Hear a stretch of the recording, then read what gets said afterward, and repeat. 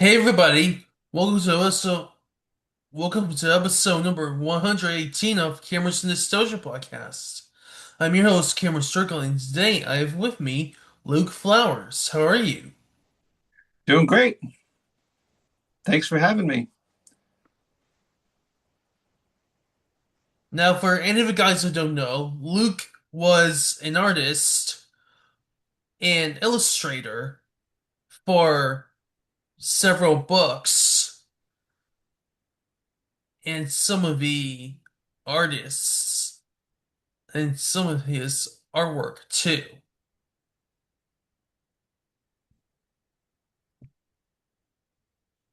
And he has his own puppets right now. Yeah, I use the puppets for a lot of my events or just for promotions. Yeah, I grew up loving the Muppets and Jim Henson. So yeah, that really inspired me to want to do children's books and storytelling, and using puppets to do that as well. Nice.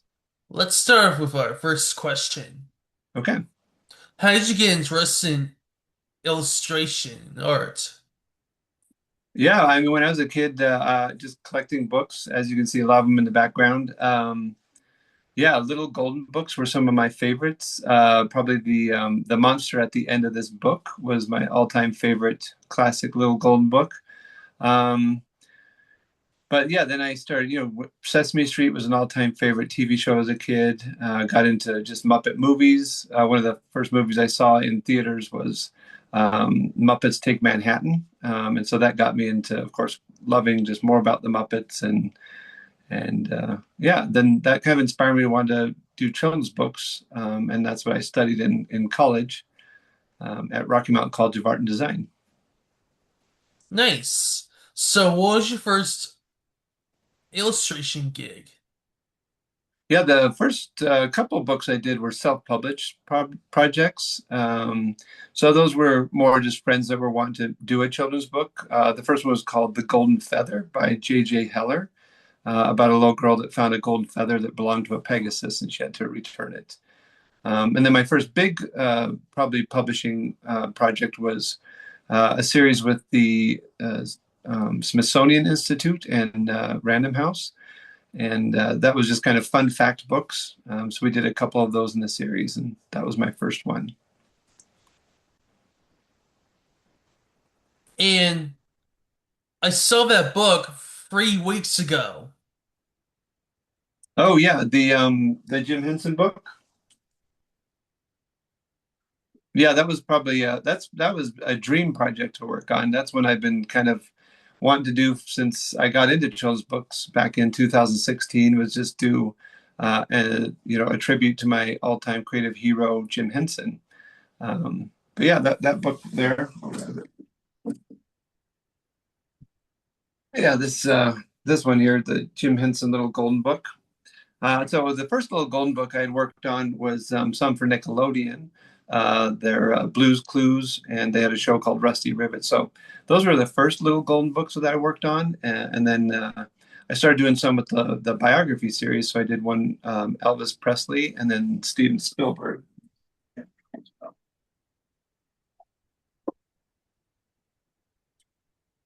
Yeah, so those ones I did that. This one, the Steven Spielberg one, and then Elvis Presley, and that was the one that led to the Jim Henson book. Nice. And are you a puppeteer? Yeah, I do a lot of puppeteering. I have, one of the newest puppet I have here is the Jim Henson. I have a friend of mine named Justin. He has a company called Uzzy Works. He does a lot of the puppets. As you can see, there's a few of them sitting back here that I use. Those ones, the clown was from a book series I did called That Monster on the Block and Party Monster on the Block. And then the cat is from a new book series called Forever Friends Farm. And that was the first one that Justin did for me. He also did a funny little broccoli character here for me. And this was for a series I did. Oh, hey everybody! He's just kind of a silly. He does kind of funny faces like that.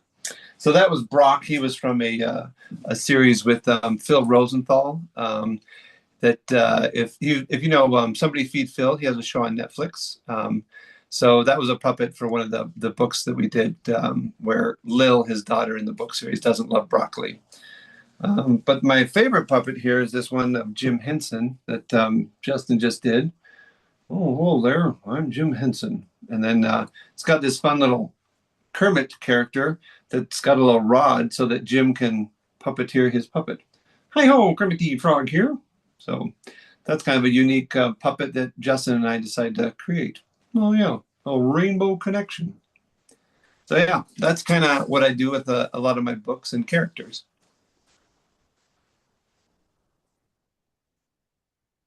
Did you work for Swazzle? Yes, the Swazzle Crew, they created one of my first puppets. I have him over here in the closet. He was actually the one for the monster on the book or block. So they did the monster. I guess I can try to grab him here real quick for you. Hold on one second.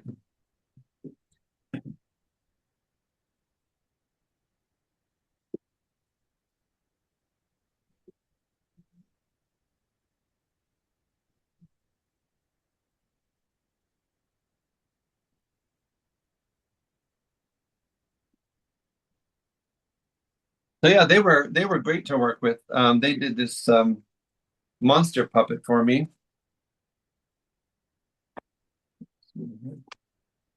and he was for the that Monster on the Block series, and he's a fun character because he's kind of a big old guy. Oh yeah, good to meet you over there. Thanks for having us on.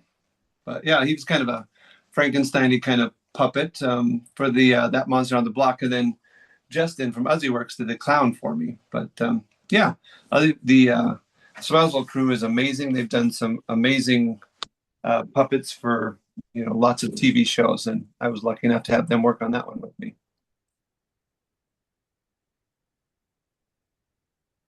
And you're gonna show me the cat. What's that? You're gonna have to show me the cat.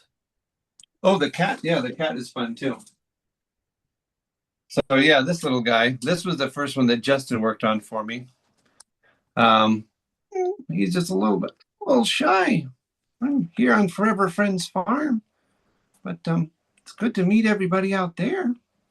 So yeah, he's got this little leg that broken leg that Justin did this custom, just kind of like in the illustrations. Let's see, I'll pull the book up here.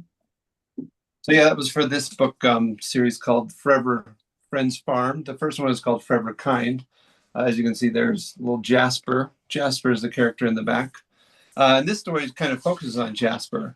He's kind of new to the farm, and so he was the character I thought to have the puppet for the first one.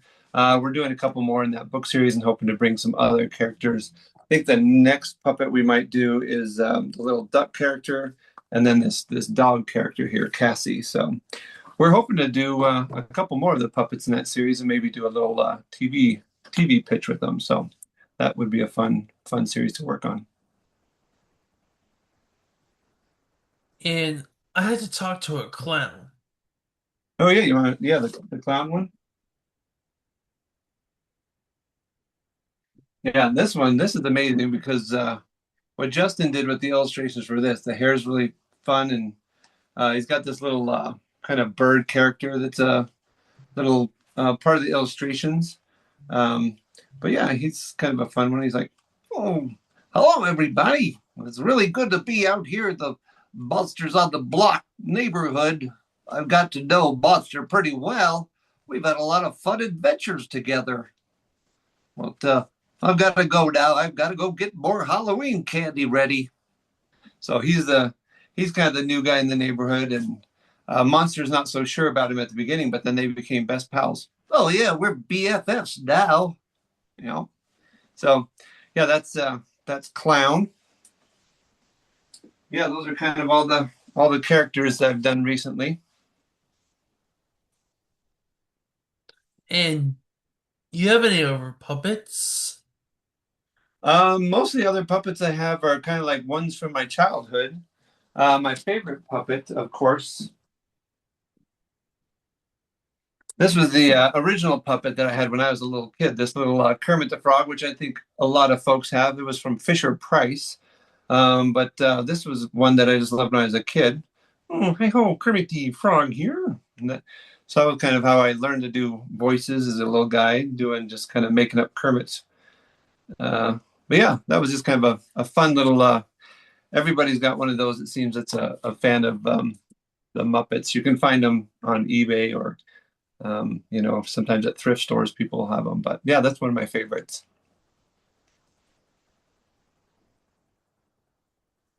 So, what was it like working on Tall Tales Free?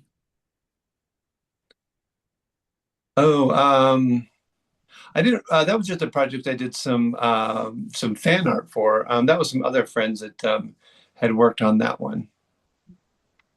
Some of the books I worked on about 85 books at this point. Yeah, we've done a lot of series. I've worked on some Minecraft series. Kind of came up with that. It's called the Woodstone Chronicles. And that was one where I came up with the characters kind of based on some Minecraft, the Minecraft world. Um, yeah, Mermaid Day, Dinosaur Day, the Unicorn Day series I worked on with Diana Murray. Those were fun. So we did about 6 books in that series. Um, yeah, so I've worked on a lot of different series. I worked on the Labyrinth, Jim Henson's Labyrinth ABC storybook. That was one I'd written and illustrated, and then the Muppets Christmas Carol book was probably one of my favorite books I've gotten to work on, other than the Jim Henson Little Golden Book. Should we have story time? Sure. That book is called Jim Henson, A Little Golden Book Biography. Yeah. Would you want me to read a few pages of it? Just read me. Oh, sure.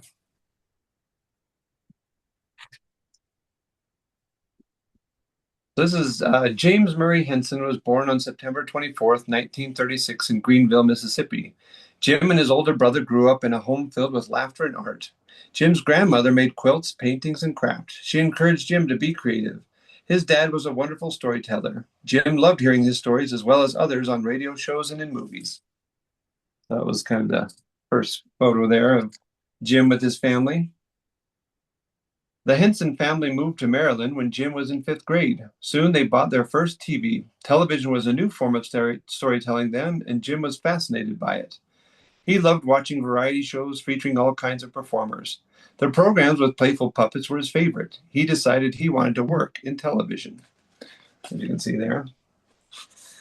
That dream came true when Jim was a senior in high school. A local TV station was looking for young puppeteers for a children's show. Jim built his first puppet, Pierre the Rat, and auditioned for the job. He got it. The show only lasted a few weeks, but it was too long. It wasn't. It was too long. Oh, it was. It wasn't too.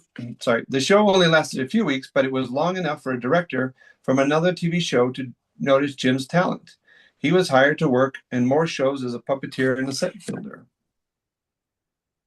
Yeah, there he was with his first puppet jobs.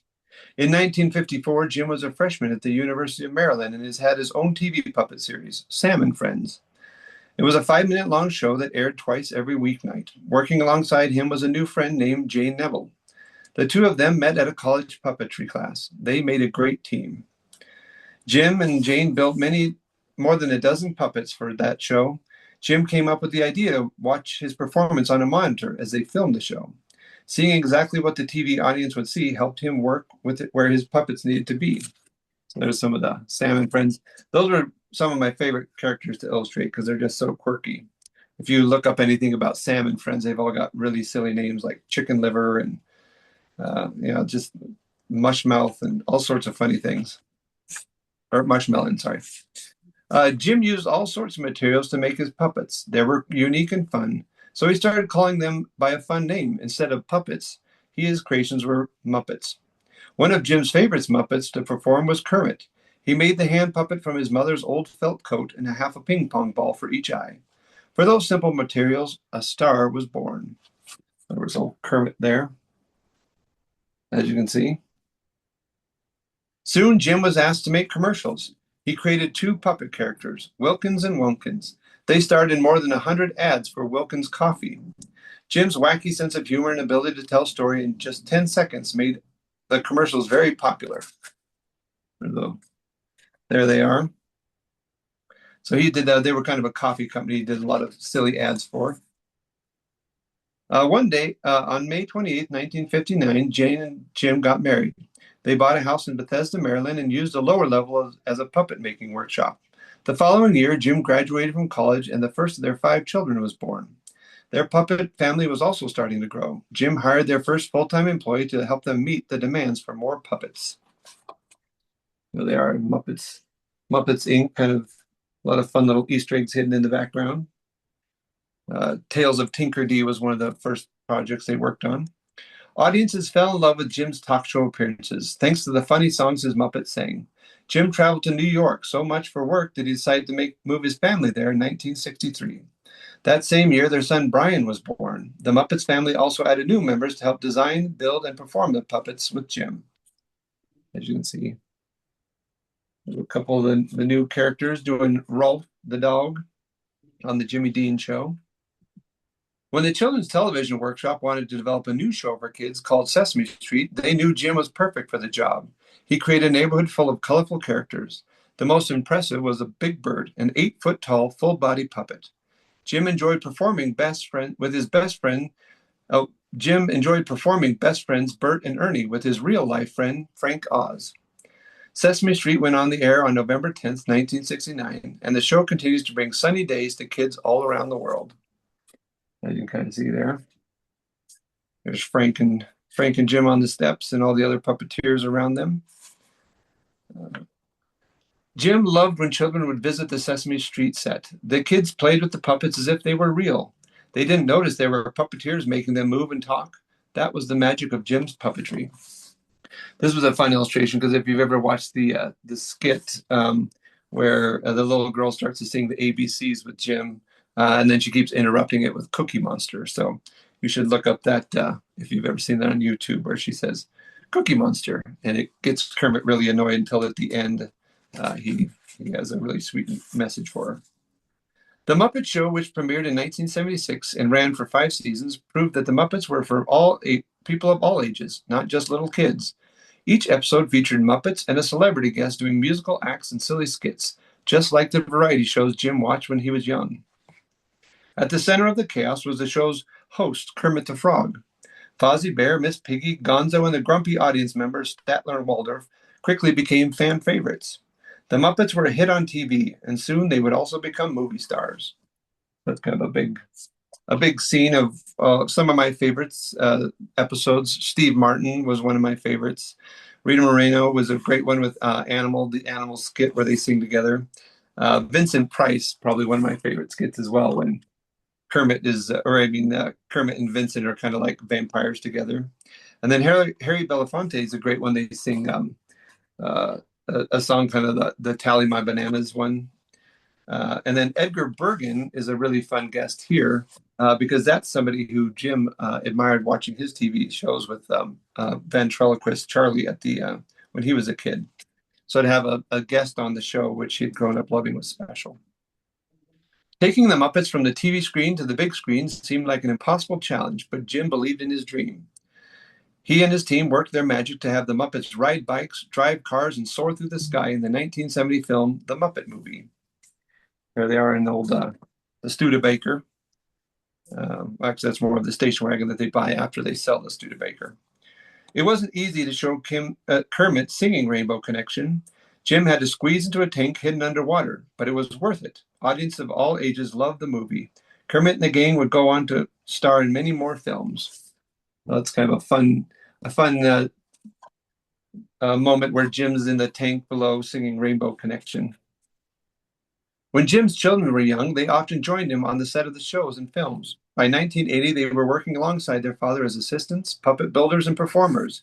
Jim treasured these times with his talented family. So you've got Lisa and Cheryl and John, Brian and Heather, who are all still very talented puppeteers. John passed away, unfortunately, but the other 4 are still doing amazing work. Brian and Lisa still work for the Jim Henson Company, and Cheryl and Heather also are puppeteers in their own ways. They have their own puppet organizations. His teenage daughter, Cheryl, helped come up with the story for the 1982 movie The Dark Crystal. For this fantasy film, Jim didn't hire any actors. Instead, he and his team created a diverse cast of puppets, full body puppets, hand puppets, and innovative new puppets that could be moved and changed expressions by remote control. These animatronic puppets were built at Jim Henson's Creature Shop, where incredible puppets are still being made today. So there's the Dark Crystal characters. One of my favorite films as a kid growing up. In 1983, Jim returned to children's television with a show called Fraggle Rock. It featured characters like Fraggles who loved to dance their cares away, tiny, hard-working doozers, and giant gorgs. Jim hoped the program would help teach children that all creatures can live together peacefully. As you can see, there's kind of the Fraggles down in Fraggle Rock. A scene in the film The Muppets Take Manhattan that shows several characters as babies inspired Jim to create an animated television show. Muppet Babies featured young versions of Kermit and his friends having imaginative adventures in the nursery. The show kept kids smiling on Saturday morning for 8 seasons, which was one of my favorite cartoon shows growing up as a kid. Working with other talented artists made Jim happy. He asked George Lucas to be the producer for his musical fantasy film Labyrinth.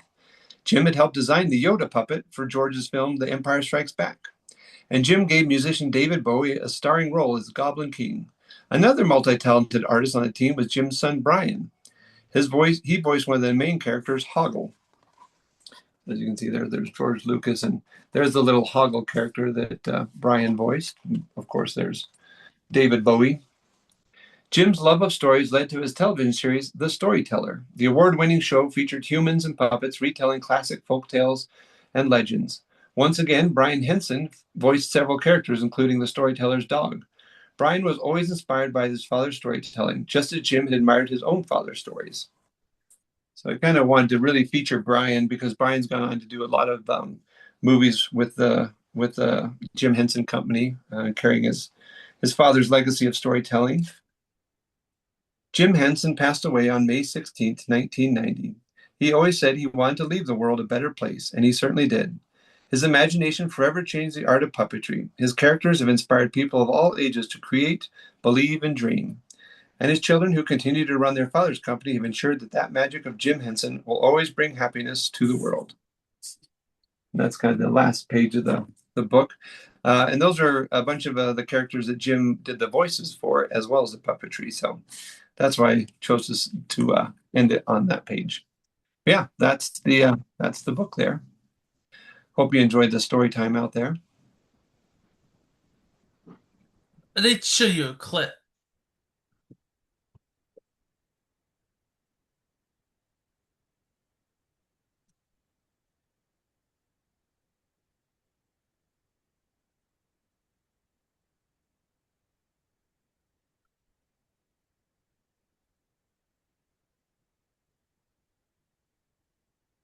Can you sing the alphabet, Joe? Yes, yes, I could. Let's hear you sing the alphabet. A, B, C, D, E, F, to Cookie Monster. You're not singing the alphabet. A, B, C, D, E, F, G, H, I, J, K, L, M, N, O, P, Q, S.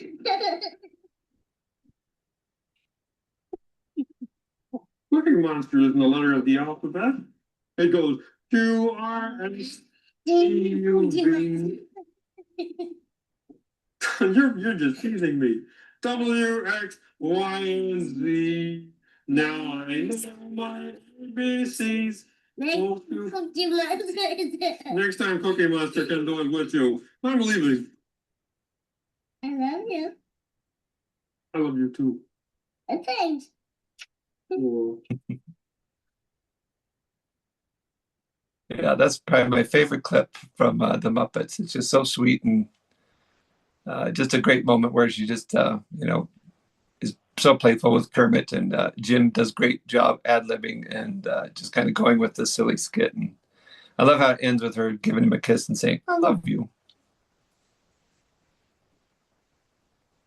I was going to be chatting with Kermit. Yeah, we can have a chat with Kermit. Oh, hi ho there. How's it going? Do you have any questions for me? D flies.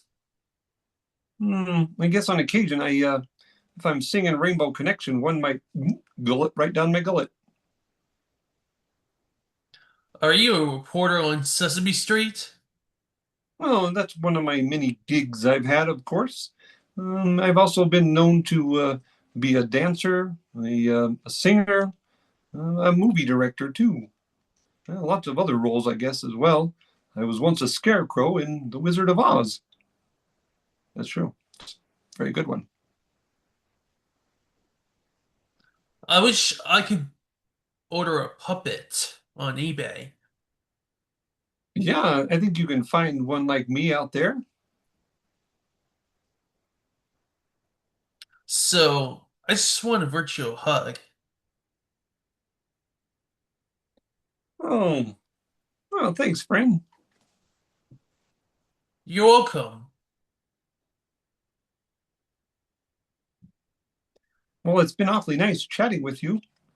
I suppose if you have any last questions, now would be the time to ask them.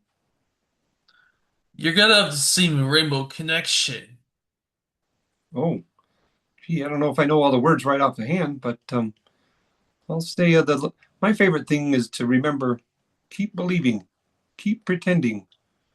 You know, we set out to do just what or we did just what we set out to do. That's true.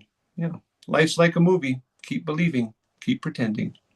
Yeah, and that'll give you a nice rainbow connection.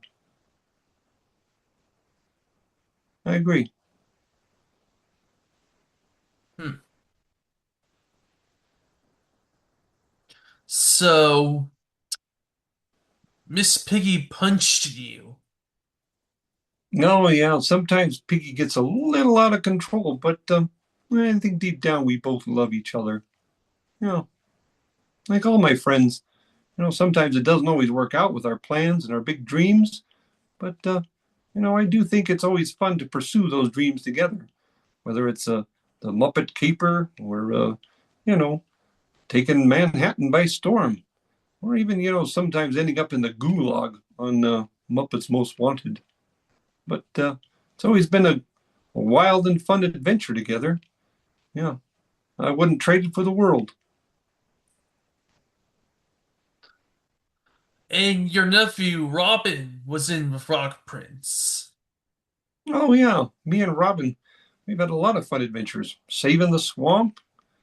Oh, yeah, I wish he was around, but I think he's out on a vacation. Okay.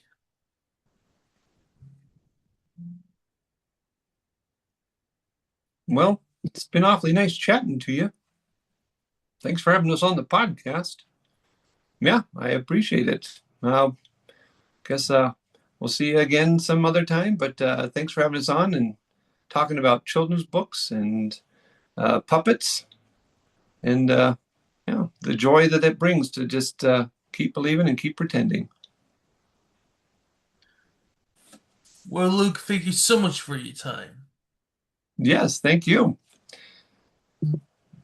Bye, friends. Yeah, bye, friends. Is there anything else I'd like to say? Yeah, thanks for celebrating the books with me and doing the podcast. It's fun to talk about nostalgia. I think that's a great theme for podcasts. I grew up in an era in the 1980s when there was lots of great original shows that inspired me, from the Muppets to Ghostbusters to Indiana Jones. There was just so many great original stories, and that's kind of what I'm enjoying, celebrating those same old characters, but also trying to come up with new ones, like my book series Moby Shinobi. That was kind of a fun one to come up with an original character that kids enjoyed, and we did a bunch of books there. So that's what I hope to do with my books, is celebrate things that inspired me, but also come up with new things that kids will enjoy. I forgot to say. Yeah. So, I just need to say goodbye to the puppet characters. Oh, sure. Which one? The cat, Oh, yeah.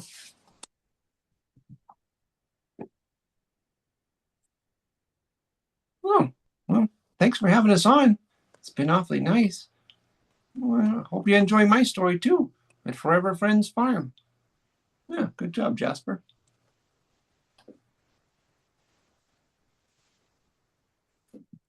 I guess Clown will have to say goodbye too.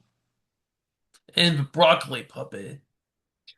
Really? Do you have anything to say? No, I'm just excited to get some candy as soon as this is over. You do love that candy. Well, clowns run on candy after all. But bye, friends. Have fun in your neighborhood. Yeah, good idea. See, where did Brock go? Oh, he's over here staring out the window. Yeah, okay, yeah. Just like Kermit says, it ain't easy being green, but hey, you gotta love broccoli because a lot of people say broccoli is, but it's not. It's great, and it's great for you. Yeah, good advice, Brock. And the monster. Oh yes.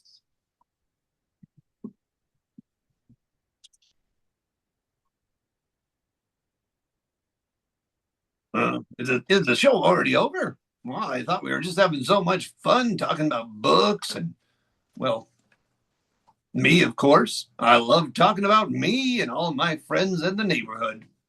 Thanks for having us on. Yeah, it's been awfully nice talking. Yeah, And the Jim Henson book came out 3 weeks ago. yeah, it's been pretty fun celebrating for 3 weeks. We've got a lot more fun things to celebrate with Jim Henson and the book. I'm going to do some other book events over the next couple months. So yeah, keep looking out for some fun Jim Henson promos and stories. Nice. Stay tuned for more guests coming up. Until next time, peace.